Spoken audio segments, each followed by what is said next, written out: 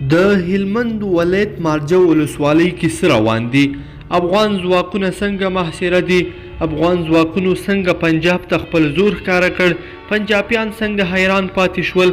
دا هر څه په دې ویډیو کې را سره وګورئ او زموږ چینل در سره ضرور سبسکرایب کړئ.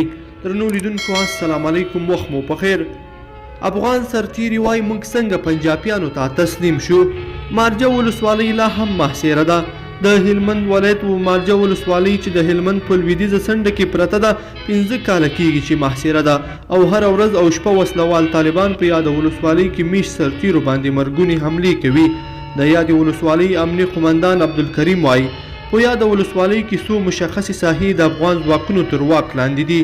عبدالکریم زیاتوي وسلوالو طالبانو د جګړې هر ډول تکتیک کارولی، خو تر اوسه یې موږ ته هیڅ زیان نه دی رسولی او موږ پر خپل موقعیت او د خپلو ولسونو به دفاع کوو. د یادې ولسوالۍ امني قمندان وایي د مارجي ولسوالۍ ټولې ځمکنۍ لارې د تګ راتګ پر وړاندې بندې دي. دا لارې د بندښت له امله مو 6 میاشتې وچ غنم خوړلي، نه مو ماته خوړلې ده او نه وسلوالو طالبانو ته تسلیم شوي یو.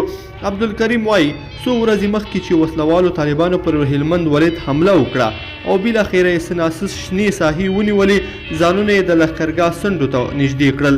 یوه ډله سپین ږیري د مارجي محاصره سرتیرو ته له دې پیغام سره راولېږل چې موږ ټول هلمند نیولی دی، لښکرګاه ښار هم په نن او سبا کې نیسو، ځانونه تسلیم کړي، که تسلیم نه شئ وژل کېږئ.